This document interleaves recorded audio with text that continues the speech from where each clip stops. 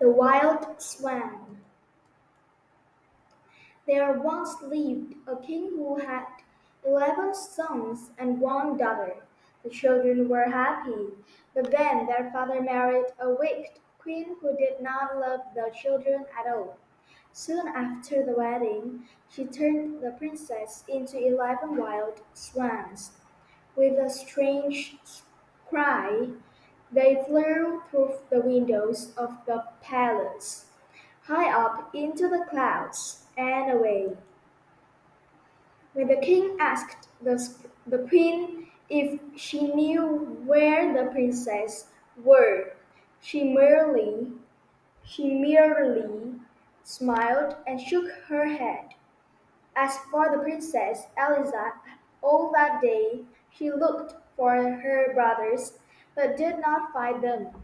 Then at dusk she saw 11 white swans flying toward her bedroom window.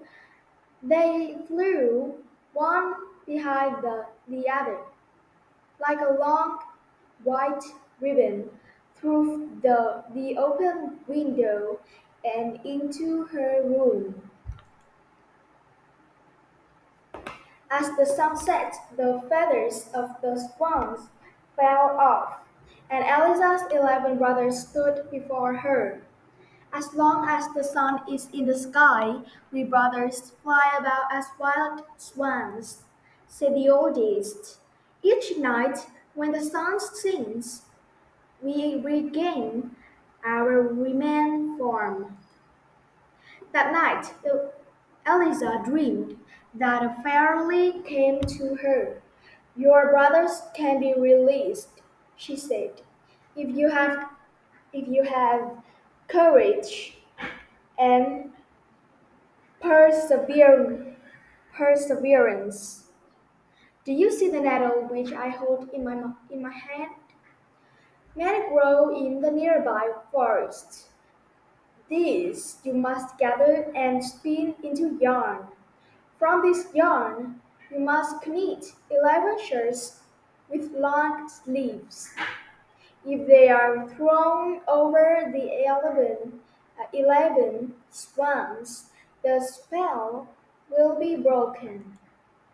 Be warned, though, the fairy added, from the moment you commence your task until it is finished, you must not speak. The first word you utter will kill your brothers. Their lives hang upon your tongue. Then she touched Eliza's hand lightly with the nettle, and a pain like that of burning fire awoke the princess. Close by her lay a nettle like the one she had seen in her dream. It was broad daylight. Eliza's brothers had away, flown away, and Eliza went forth to begin her work. She went to the forest and gathered many nettles, which burned great blisters on her hands. She spun the yarn. At sunset, her brothers returned, and when they saw her hands, they understood what she was doing on her behalf. The youngest brother wept, and where his tears fell the pain ceased, and the burning blister vanished.